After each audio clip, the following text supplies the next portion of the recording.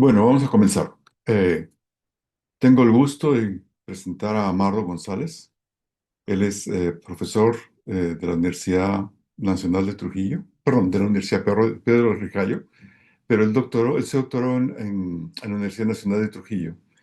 Y en esta ocasión, él nos va a presentar em, cómo resolver con métodos miméticos la ecuación de Perona-Malik en versión de derivada fraccionaria. Bueno, puedes comenzar, Mardo. Ok. Sí, sí se ve, ¿no? Perfecto. Muy bien. Bien. Buenas tardes con todos los presentes, con los integrantes del coloquio virtual latinoamericano. Agradecer por la invitación, especialmente al doctor Miguel Dunmet, con quien hemos trabajado colaborativamente junto a Saulo Murillo el trabajo sobre el análisis numérico de modelo de difusión anisotrópica no lineal de Perona-Malik, incorporando una derivada fraccionaria con respecto al tiempo y su aplicación en la restauración de imágenes.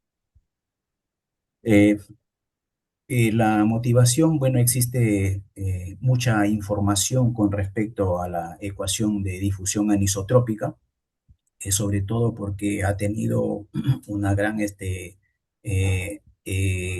preponderancia, ¿no? Debido a su capacidad para la eliminación del ruido, ¿no? En ese sentido, Maiseli en el 2023 propone los métodos de difusión anisotrópica no lineal para problemas de eliminación de ruido en imágenes.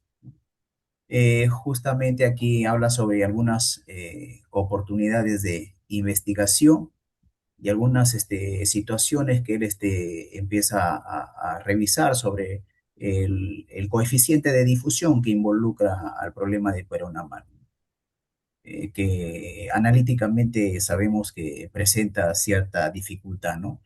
Eh, pero bueno, debido a esto, Maiseli justamente hace una revisión de estas ecuaciones de difusión anisotrópica y empieza a manipular sobre todo el coeficiente de difusión, ¿no? Para generar una eficaz eliminación del ruido, ¿no? Preservando siempre los bordes de ciertos objetos o imágenes. Entonces, él lo que hace, pues, ¿no? Introduce un núcleo o un kernel. Voy a comentarlo rápidamente lo que él ha trabajado. Introduce un núcleo o un kernel que guía adecuadamente el proceso de difusión a través de las regiones de la imagen.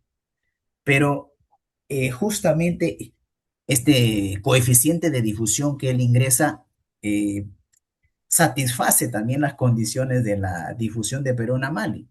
O sea, cuando el módulo del gradiente es lo suficientemente grande, entonces suaviza sobre regiones homogéneas, y cuando ese módulo del gradiente es lo suficientemente pequeño, pues prácticamente preserva los bordes, ¿no? Entonces, sin embargo, este proceso que él muestra, o estas funciones de difusión que él detalla en su artículo, presenta importantes estimaciones, ¿no? Pero eh, sería un poco de repente exagerado decir que sería una función que brinda una regularización óptima, ¿no? Porque en realidad no sabemos que pueden existir por ahí algunas otras variantes de estas funcionales de difusión, ¿no? Y de alguna manera entonces no se puede decir de tal afirmación, ¿no? Entonces eso es como que queda abierta esa condición ahí en su trabajo de él, ¿no?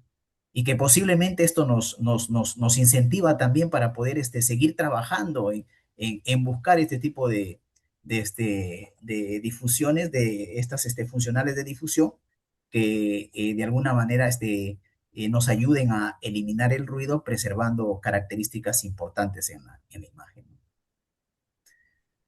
Luego, Sayat y colaboradores plantean el método de diferencias finitas para un modelo de Perona-Mali con derivada fraccional y su aplicación también en el procesamiento de imágenes. Justamente con este artículo es el con el cual nosotros comparamos nuestros resultados, ¿no? Y evidentemente, al incorporar nosotros los operadores de diferencias miméticas, justamente pues obtenemos mejores resultados que los propuestos por Sayat, ya que Sayat compara el problema de difusión de orden clásico, de orden entero, ¿no? Donde es una difusión isotrópica, ¿no? Y también hace el problema anisotrópico, ¿no? Nosotros tomamos esa información para comparar con los resultados que hemos obtenido y en realidad pues esa comparación es la que presentamos y que son resultados muy eficientes. Luego, en el punto 3 hay una regularización guiada por una difusión de Perona-Mali para la resolución de imágenes en la tomografía de capacitancia eléctrica, ¿no? Esto es el artículo de Dismas y colaboradores también, presentado en el 2024. No, esta tomografía de capacitancia eléctrica, pues es una técnica no invasiva que obviamente lo que hace es tomar imágenes internas sin tener que abrir el objeto, ¿no? Mayormente esta técnica se usa mucho en lo que es en la monitorización de procesos industriales, ¿no?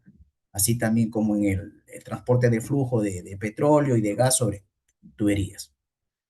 Pero el problema de los datos obtenidos de este sistema de la tomografía de capacitancia eléctrica, pues brindan imágenes defectuosas o por no decirlas, de mala calidad.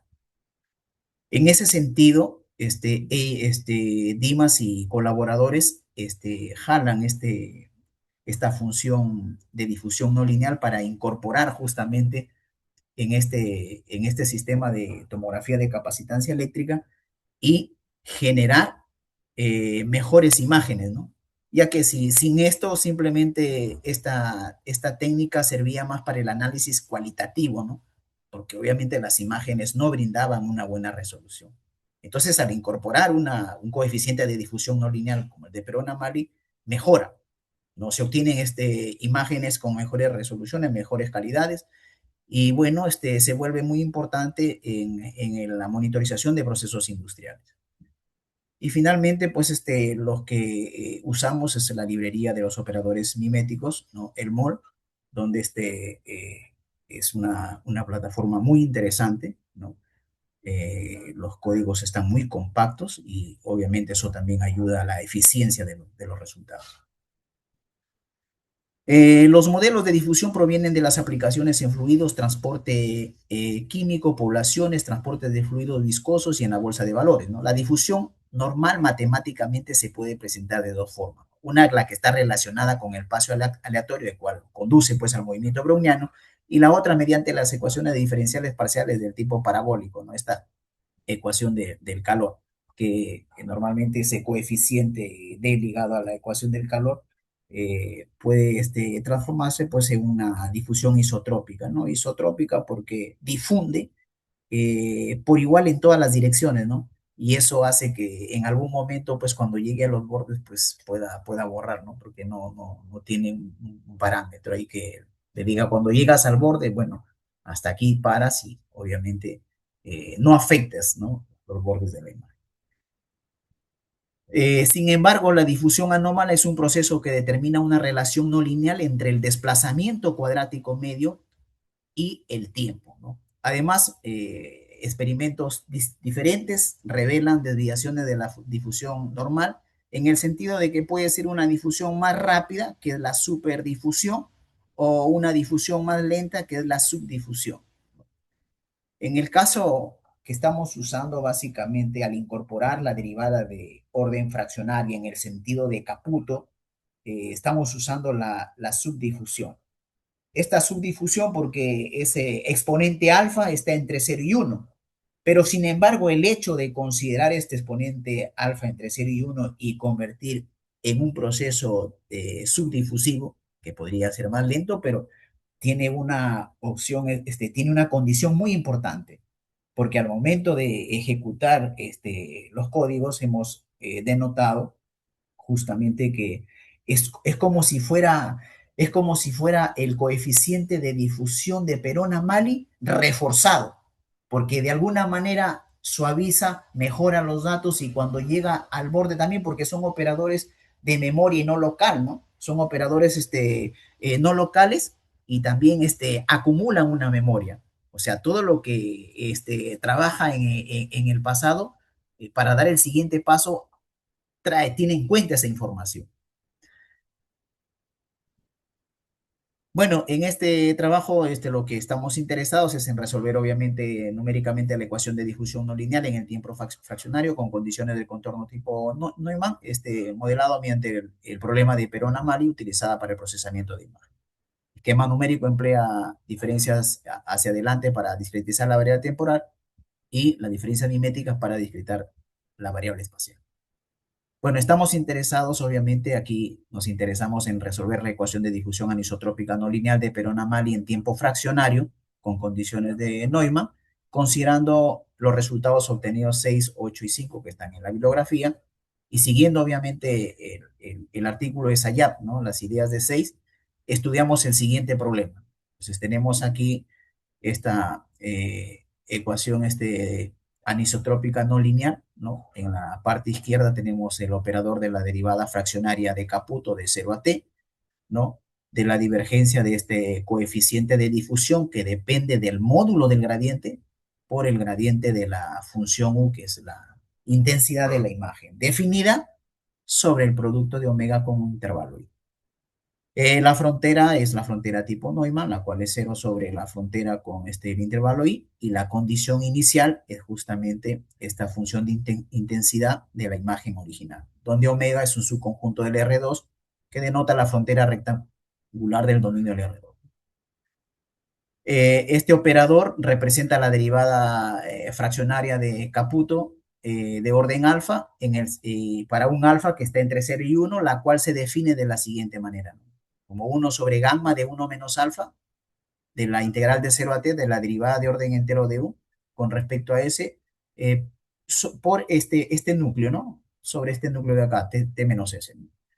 Entonces, cuando usábamos aquí esta derivada de fraccionaria en el sentido de Caputo, obviamente habría que garantizar justamente que esta función derivada sea integrable, ¿no? Y eso justamente viene sobre los espacios que vamos a determinar más adelante. Esta función gamma de alguna manera es una función que generaliza el factorial de un número entero. El U sub 0 entonces denota la función intensidad de la imagen original. Este operador nabla representa el operador del gradiente. El nabla con punto denota el operador de la divergencia. Aquí tenemos la derivada normal de la frontera, el intervalo I, que es de 0 a t para un t mayor que 0, la función gamma, esta función de difusión que va justamente de los reales positivos hacia los reales positivos, que representa una función de difusión decreciente, por cierto. Y esta función U, que es la función infinitamente diferenciable y que representa la intensidad de la imagen. El modelo propuesto por Perona-Mali pues tiene estas dos variantes, ¿no? Que básicamente lo que nos dice aquí cuando este módulo del gradiente es suficientemente grande, este coeficiente de difusión tiene un comportamiento adecuado, ¿no? Y cuando este módulo del gradiente es suficientemente pequeño también cambia, ¿no? O sea, por eso se llama anisotrópico, ¿no? Porque no difunde por igual como en el caso isotrópico en todas las direcciones, ¿no? Aquí en regiones homogéneas, un suavizado alto, ¿no? Y cuando llega cerca al borde, entonces se detiene ahí. En este caso, el K es una constante positiva capaz de controlar la sensibilidad en el borde de la imagen. El objetivo principal del modelo anisotrópico es fundamental para incorporar una función que evite el suavizado en el borde de la imagen, llamada función de difusión. Si el coeficiente de difusión fuera constante en todas las posiciones, el suavizado se produciría de forma isotrópica, ¿no?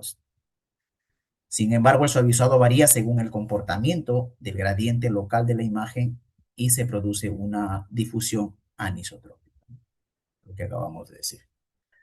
Bien, tenemos algunos espacios que nos interesan aquí para poder, obviamente, tomar algunas funciones definidas sobre las derivadas fraccionarias. Bueno, el espacio LP tomamos un subconjunto del Rn, un subconjunto medible para un P mayor o igual que 1, menor que el infinito, y se define y denota el espacio de los LP como el conjunto de todas las funciones P integrables de omega en R, ¿no? Entonces este conjunto es el conjunto de todas las funciones U que van de omega hacia el R, tal que U es medible y su integral del módulo de esta función a la P siempre es finita, denotado con la norma dada de esta forma. Función absolutamente continua. Una función f definida sobre el intervalo cerrado es llamada absolutamente continua si para todo x no mayor que cero va a existir un delta positivo de tal manera que la suma de la diferencia del módulo de estas imágenes es menor que epsilon para todo y que va de 1 hasta n y para toda colección finita de intervalos disjuntos 2 a 2 tal que se cumple que esta suma es menor que epsilon.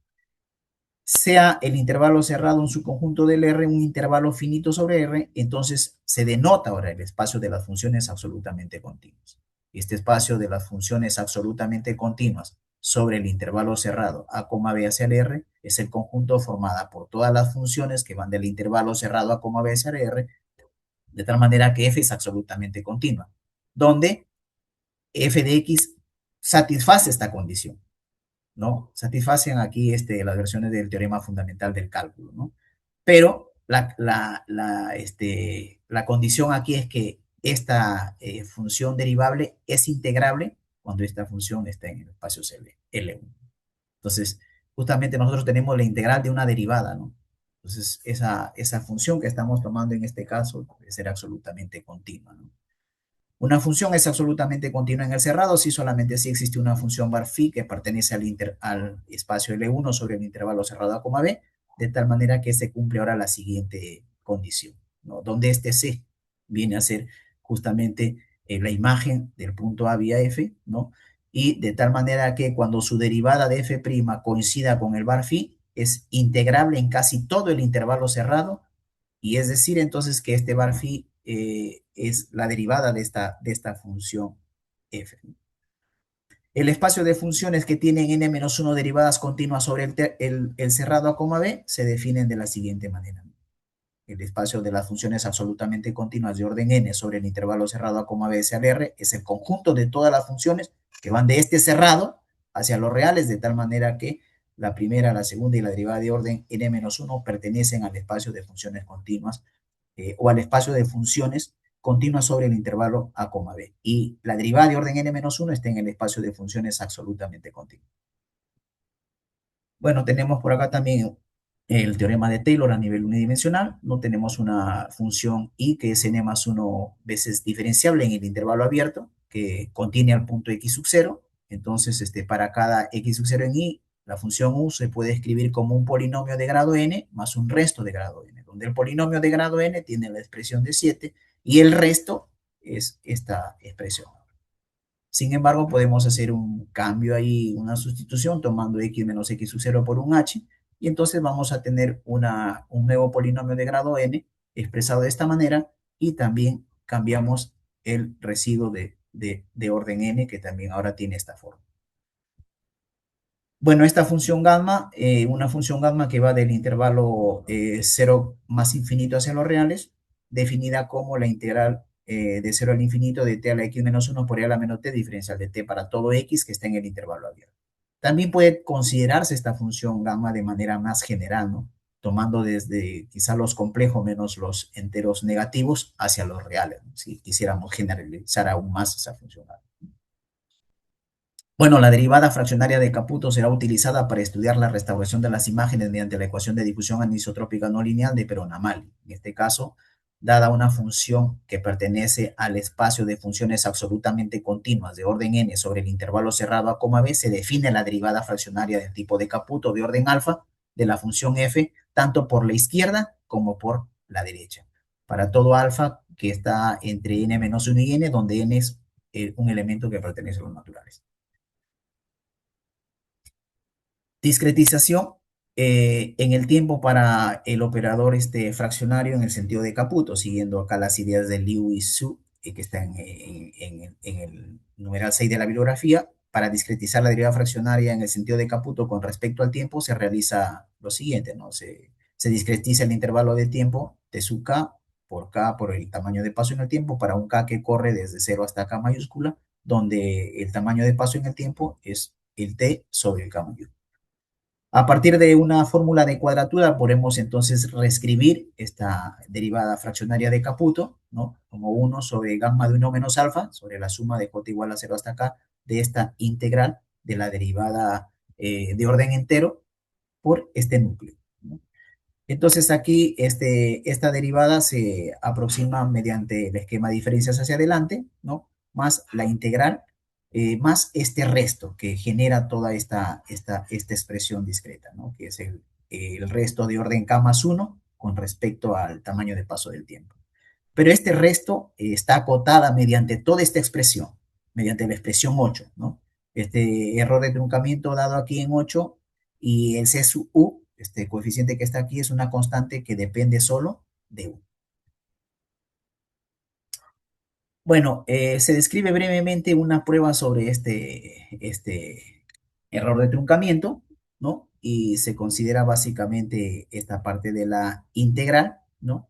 Donde esta integral la abrimos en dos integrales, ¿no? Hacemos ahí los cálculos correspondientes porque aquí hay que resolver estas integrales, ¿no? De tal manera que obtenemos una función s de k que depende de toda esta forma que se presenta al solucionar o al realizar los cálculos en asterisco y dos asteriscos.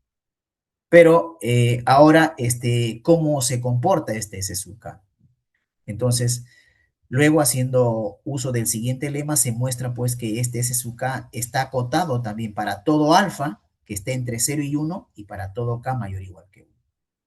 Entonces el lema nos dice que para todo alfa que esté en el intervalo cerrado 0,1 y para todo k mayor o igual que 1 va a existir una constante positiva mayor que 0 independiente de alfa y de k, de tal manera que este S sub k va a estar acotado por esta constante C. Entonces de este lema se tiene que todo este cociente 1 sobre gamma de 2 menos alfa es siempre menor que 2 para todo alfa que esté entre 0 y 1 y obtenemos también haciendo ahí los cálculos correspondientes que toda esta expresión es menor o igual que 2 por el tamaño de paso con respecto al tiempo elevado a la 2 menos alfa para un alfa que esté entre 0 y 1. De donde se ve justamente que este error de truncamiento es menor o igual que esta constante U por este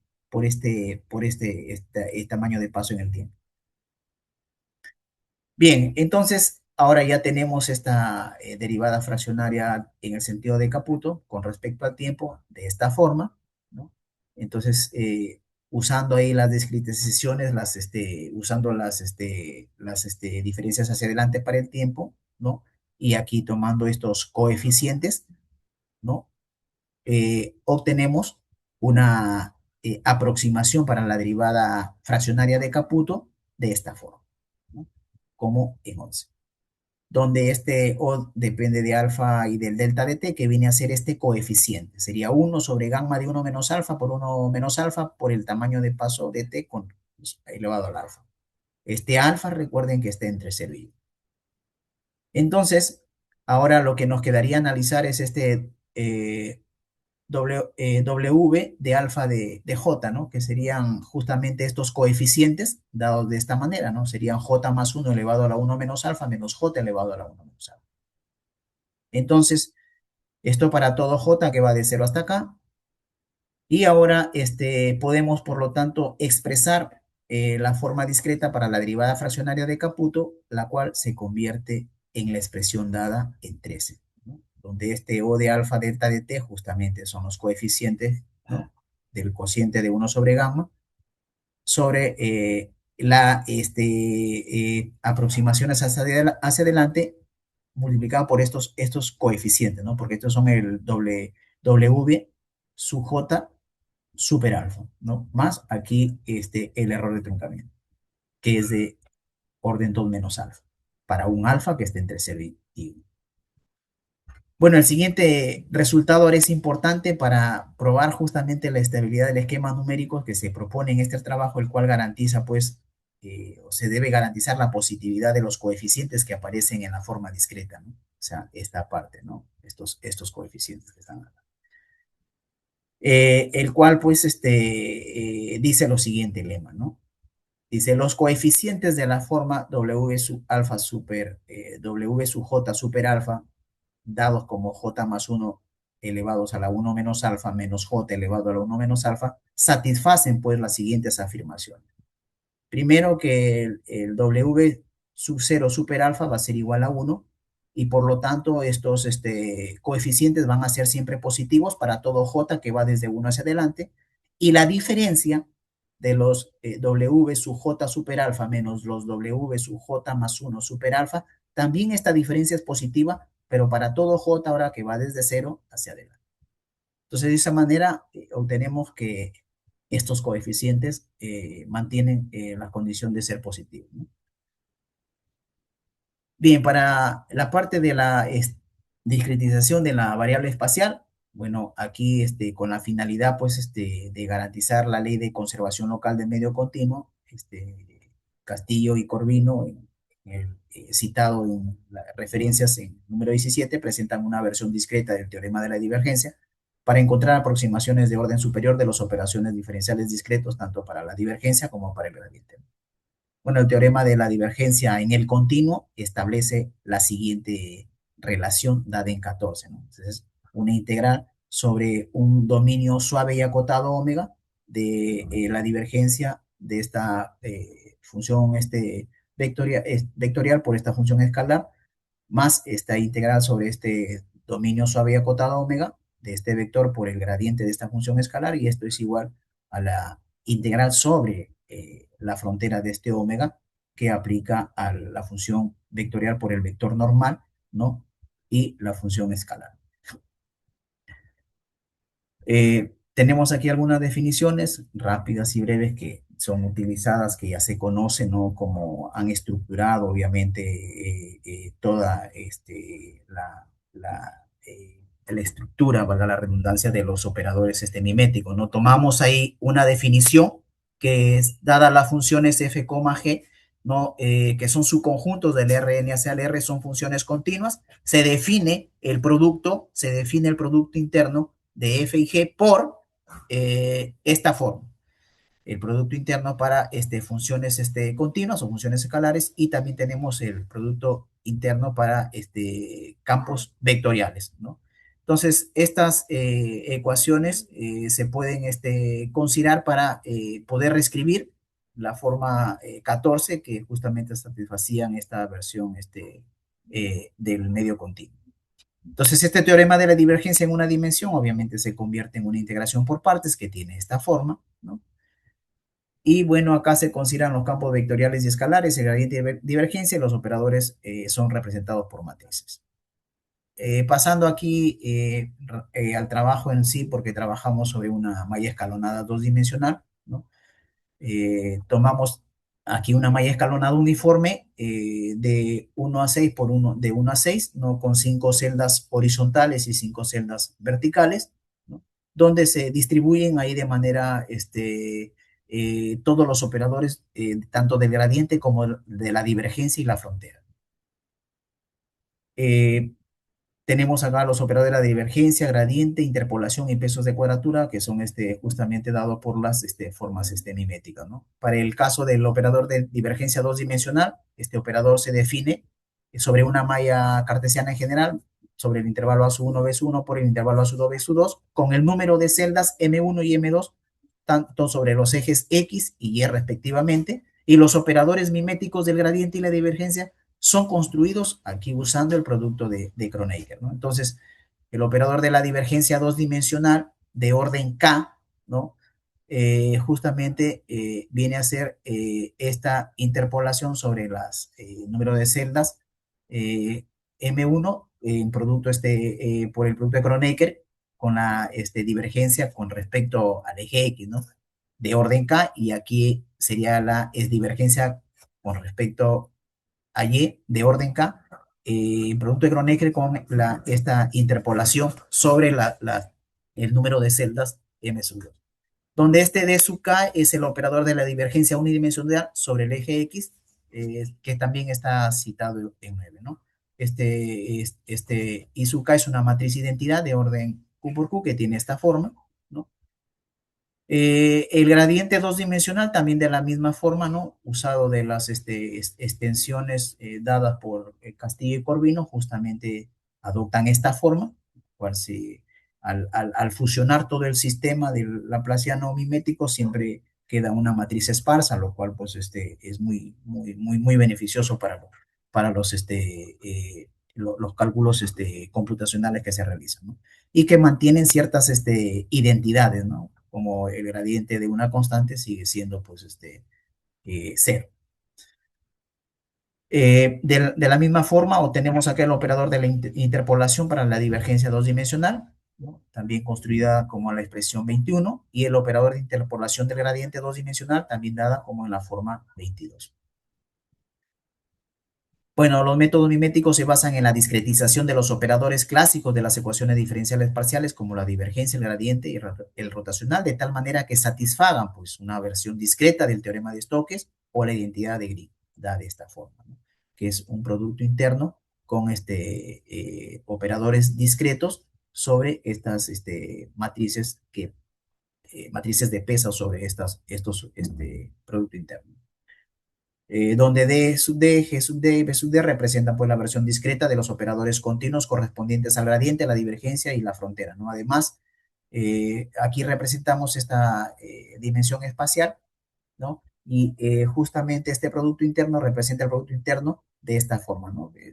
Para detallar cómo se ejecutan, cómo lo trabajan justamente eh, los operadores miméticos, y podemos obtener justamente este operador de frontera en términos de la divergencia y este gradiente transpuesto, ¿no? Multiplicado aquí por estas matrices de peso Q y P.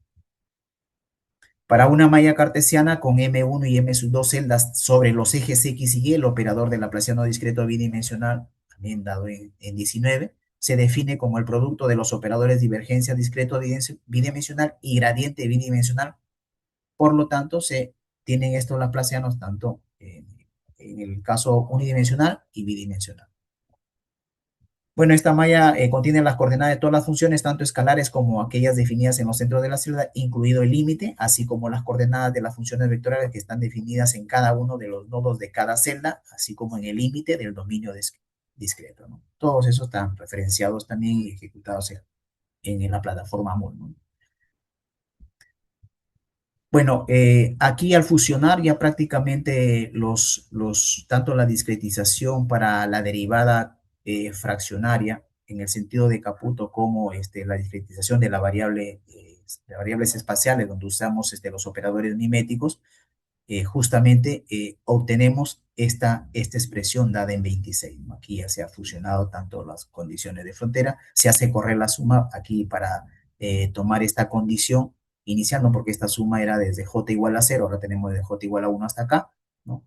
Más aquí el coeficiente de difusión y la condición de frontera que se incorporan en 26. Bueno, aquí tenemos una molécula computacional para el caso de la derivada fraccionaria de Caputo, ¿no? Que utiliza todos estos nodos, ¿no? Tenemos una representación gráfica de una imagen de cómo la convertimos de color a un color gris, ¿no? Y bueno, aquí presentamos algunos resultados experimentales obtenidos al aplicar el esquema numérico propuesto a las imágenes originales del BOAD, del barco de los ojos de la modelo 1 y la modelo 2, ¿no? Justamente hemos considerado las imágenes que han sido evaluadas en el artículo de Sayat, ¿no? Que usa el método de diferencias finitas con derivada fraccionaria de Caputo también, donde él estima la difusión clásica, ¿no? Y la difusión anisotrópica de Perón-Amari. Entonces nosotros comparamos sus resultados de él ahora con la fusión de actuar los operadores miméticos, sobre la actuación de los operadores miméticos en las variables espaciales. Entonces, para medir justamente estas imágenes usamos las siguientes métricas, ¿no? El error cuadrático medio, el SNR, la señal de ruido, ¿no? Y el PSNR, ¿no? En este caso, para la primera imagen del BOA, nosotros evaluamos compartiendo las imágenes ruidosas y finalmente las comparamos con la imagen original, ¿no? Esta evaluación y restauración de la imagen con un ruido gaussiano de media cero y con varianza de 0.01 y con un exponente fraccionario alfa que está que es básicamente 0.83, ¿no? Que está en el rango de 0 a 1 porque estamos usando un proceso de subdifusión. La imagen de la izquierda corresponde a la imagen original, la del centro se obtiene usando el método de diferencias finitas y la derecha usando el esquema de diferencias finitas y miméticas, ¿no? Vemos que la resolución de incorporando los operadores miméticos, justamente hay una mejora importante. Igual acá cambiamos la varianza, seguimos con una imagen con un ruido gaussiano, media cero, pero ahora con una varianza de 0.02, un exponente fraccionario alfa de 0.83, ¿no? Igual obtenemos ahí la imagen original, la imagen de diferencias finitas y la obtenida por el método de diferencias finitas miméticas. Tenemos ahí un comportamiento del error cuadrático medio para diferentes valores de alfa, para un alfa de 0.7, 0.83 y 0.9, ¿no? Y el comportamiento del error cuadrático medio también para un valor de alfa dado. La figura que muestra en la parte de la izquierda indica cómo se mueve el error cuadrático con respecto al número de iteraciones para un valor de alfa igual a 0.7, 0.83 y 0.9, ¿no? Y la figura del lado derecho pues indica la aproximación de la imagen restaurada por la imagen original, ¿no? La cual indica que la mejor aproximación se logra obviamente por acá en la iteración 120 más o menos. Eh, Aquí también usamos las métricas que indican la mejora de la imagen restaurada, ¿no? Tanto en la parte derecha como en la parte izquierda. Tenemos los valores del PSNR y del SNR, ¿no? Que son métricas que se calculan en cada paso de la iteración para evaluar justamente la mejora ¿no? De la imagen ruidosa. ¿Bien?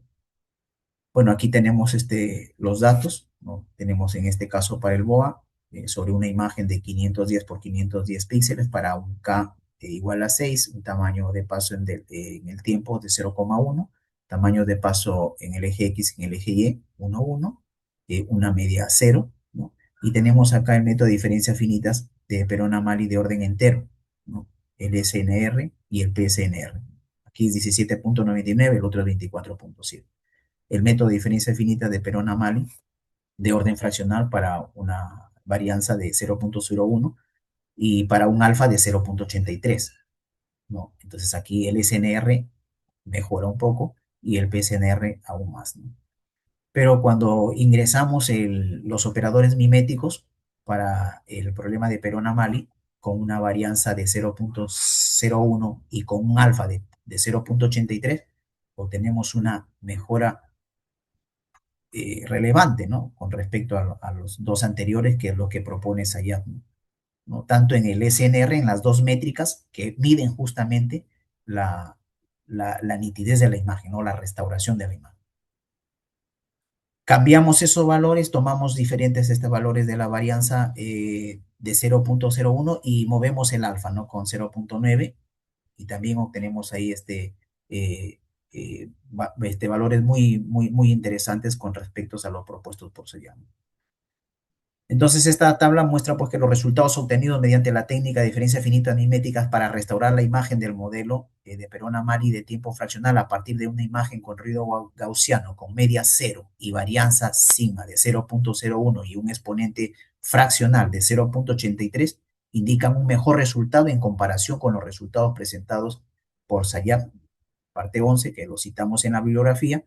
Además, el valor más alto del SNR es 24.7252, muy superior al reportado en 11, ¿no? De igual manera, el mejor valor del PSNR es 30.759, superando también el valor del PSNR reportado en el artículo mencionado. Estas ganancias siguen moviendo los alfas, ¿no? Para 0.9 también, obviamente, se tiene una mayor ganancia, una mayor eficiencia de este. De la misma forma, evaluamos para la siguiente imagen, ¿no? Para la evaluación y restauración de una imagen con ruido gaussiano, media cero, una varianza de 0.01 y un exponente fraccionario de 0.63. La imagen del lado izquierdo corresponde a la imagen original, la del centro fue obtenida mediante el método de diferencia finita y la de la derecha es usando el esquema de diferencia finita.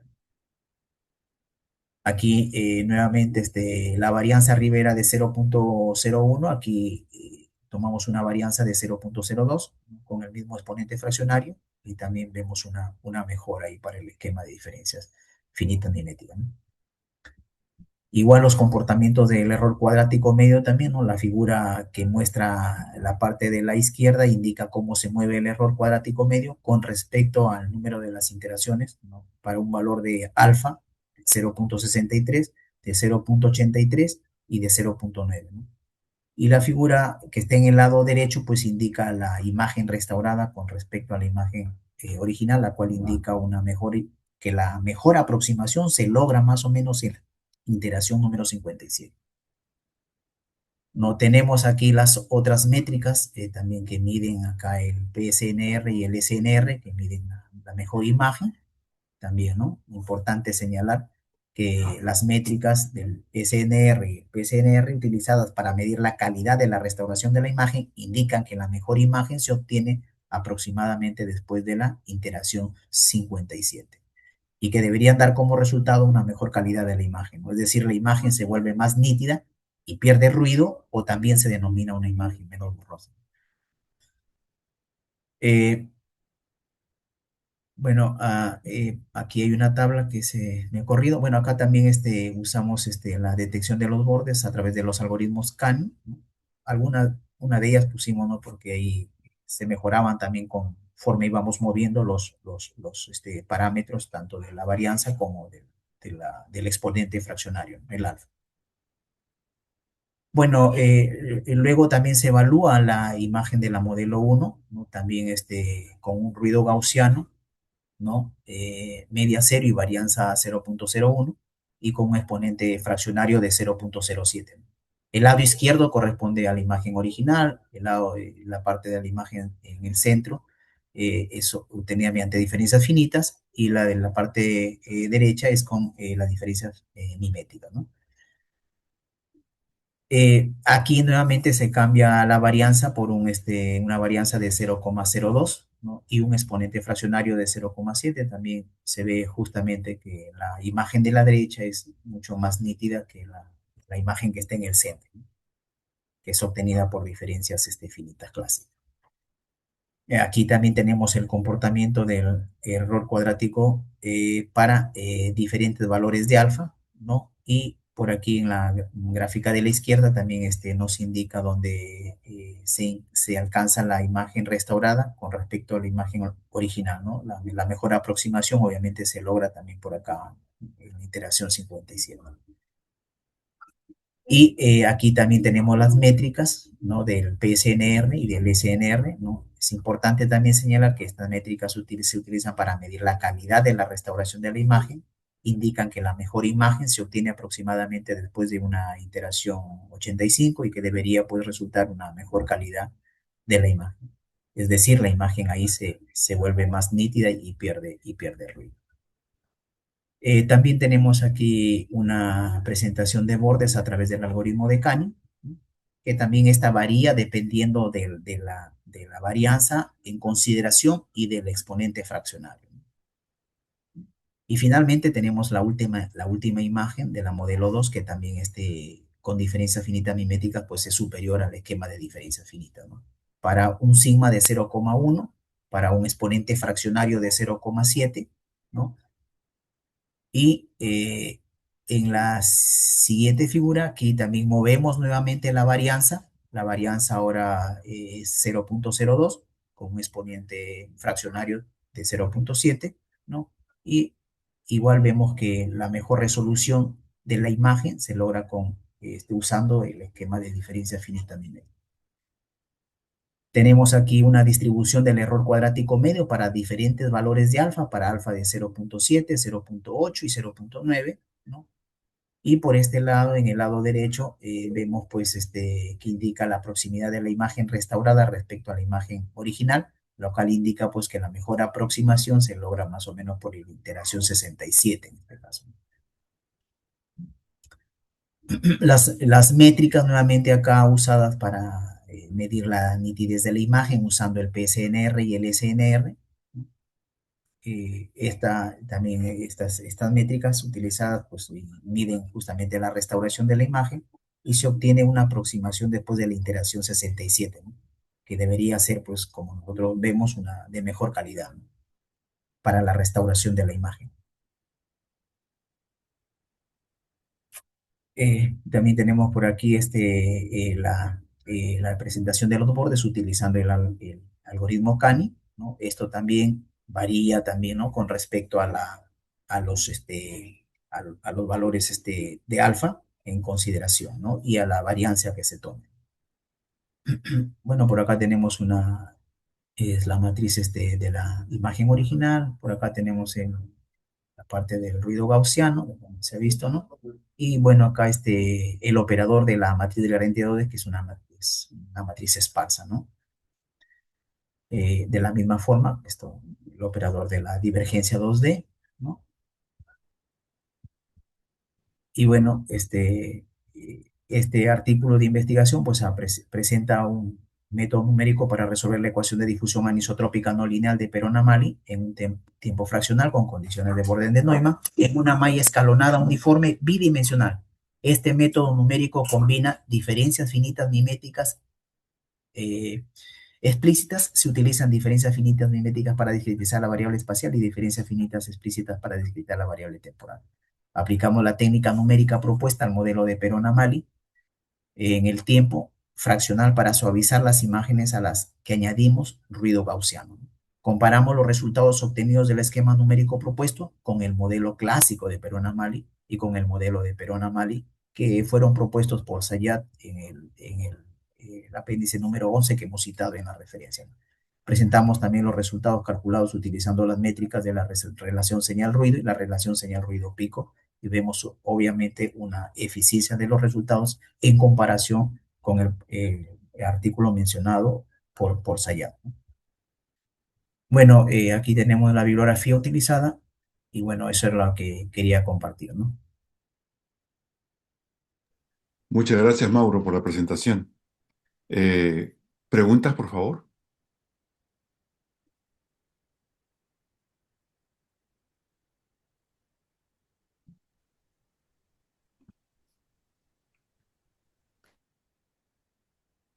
¿Puedo hacer un comentario? Sí, por favor. Eh, yo puse en el chat un par de artículos donde usamos métodos miméticos eh, para resolver una Malik y después una aplicación que se desarrolló en Colombia para detectar glaucoma, que es algo que yo creo que les podría interesar. Pero en la presentación está bastante bien. Hay algo eh, ¿cómo se llama? Eh, por razones de distinción, nosotros hemos estado usando solamente la palabra diferencias miméticas, si en español, o mimetic difference en inglés, porque hay otro grupo que dice que usa mimetic find a difference, Ajá, exacto. que es un totalmente diferente de lo que usamos nosotros. Entonces, eso para que lo tome en cuenta cuando Sí. vaya a mandar su artículo. ¿Eh? Correcto, correcto, profesor. Muy amable, gracias. Sí, no, justamente viendo la presentación del artículo 1 de Maicelli, me interesó mucho cómo empezaron a construir diferentes coeficientes de difusión, porque yo justamente quiero entrar no solamente a ver la mejora numérica, sino también la parte analítica. Y es la que estamos trabajando ahorita, cambiando los coeficientes de difusión que de alguna manera nos ha ofrecido Maicelli, ¿no? Que los ha obtenido él por experimentación propia, ¿no? Pero que falta regular cosas, ¿no? De forma analítica, pero que lo que me interesó es que preservan condiciones de la difusión de Perón-Amali, ¿no? Entonces, eso es importantísimo, ¿no? Y entonces, por ahí, justamente he estado revisando también estos problemas que usted menciona con respecto al glaucoma, ¿no? Que quiero también analizar por ahí, investigar con un exponente derivadas de orden fraccionario, pero no solamente con con Caputo, porque Caputo de alguna forma también nos presenta algunos problemas de singularidad, porque tenemos un núcleo ahí, que si eso de ahí se hace cero, fuimos, no vamos. Entonces, voy a cambiar ahora esa derivada de Caputo también. Hay una derivadas, bueno, existen muchas derivadas de orden fraccionaria, pero hay una derivada de Caputo-Fabricio, que justamente mejoran ese núcleo y la cambian por una forma exponencial, ¿no? Entonces, ahí también hay un trabajo interesante para poder manipular e introducir ahí con la parte de los operadores miméticos, ¿no?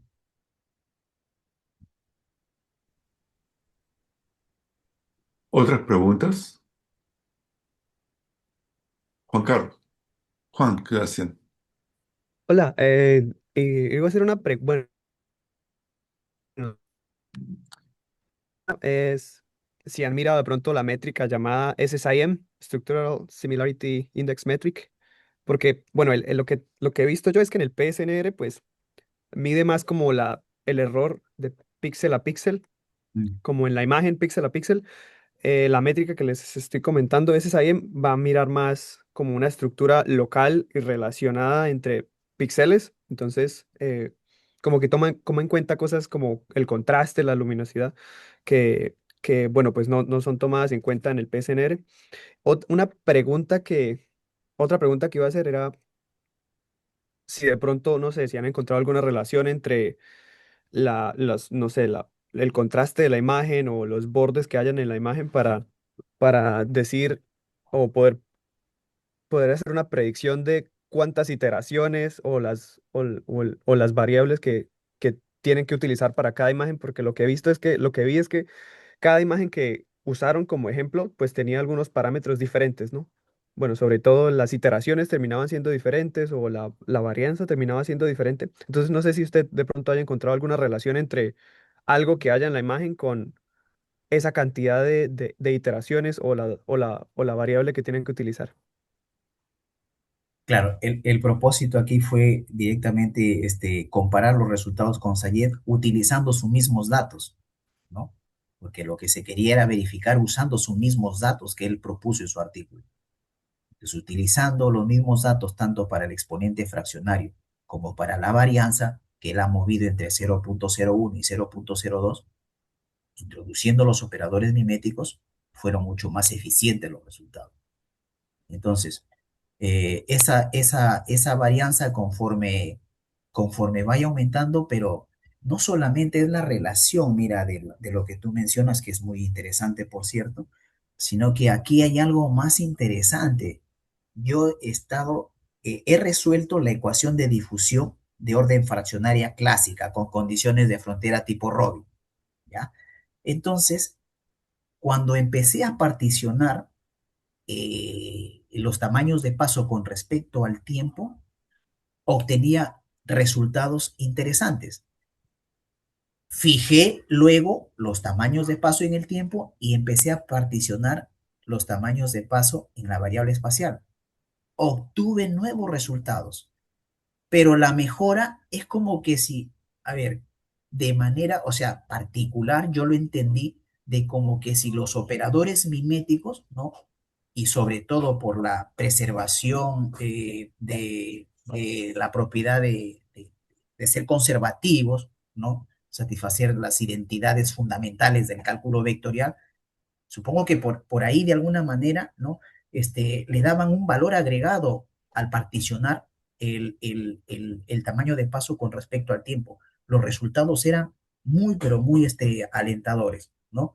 Entonces, eh, juegan un papel importantísimo, sobre todo el soporte que le dan los operadores miméticos para este tipo de problemas cuando se particiona la variable tiempo y obviamente se hacen correr los exponentes fraccionarios. Ahora, yo he estado trabajando con un exponente fraccionario en el caso subdifusivo, porque estoy tomando entre 0 y 1. Si te das cuenta, cuando me pego más a 1, los resultados están siendo muy, muy eficientes entre 0.6, 0.7, 0.8, porque ya cuando nos acercamos a 1, pues nos pasamos a un caso clásico, ¿no? Entonces, se van ganando. Y esto también está ligado, obviamente, a cómo vamos moviendo esa varianza, ¿no? O sea, es todo un rompecabezas que voy a armar para poder escribir eso con lo nuevo que estoy encontrando, ¿no? Estamos ahí trabajando con el profesor Miguel, con Saulo Murillo, y bueno, hay cositas que vamos a empezar a armar por ahí, ¿no? Que evidentemente nos hemos dado cuenta que los resultados son muy, muy eficientes. Y bueno, están construyendo, como vuelvo a repetir, funcionales de difusión, ¿no?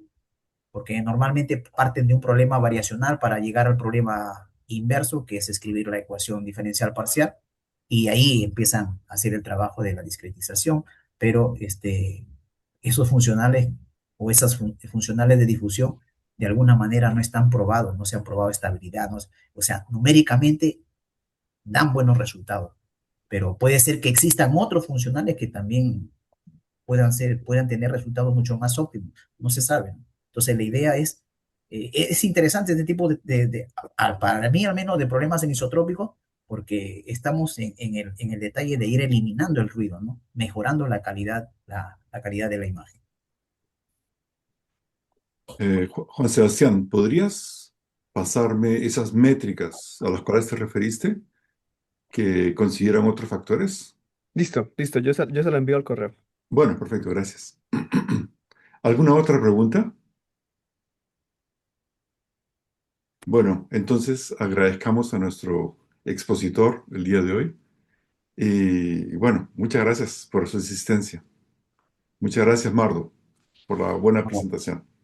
gracias a ustedes por la invitación y espero seguir trabajando conjuntamente para obtener nuevos trabajos. Muy amable, gracias a todos. Perfecto.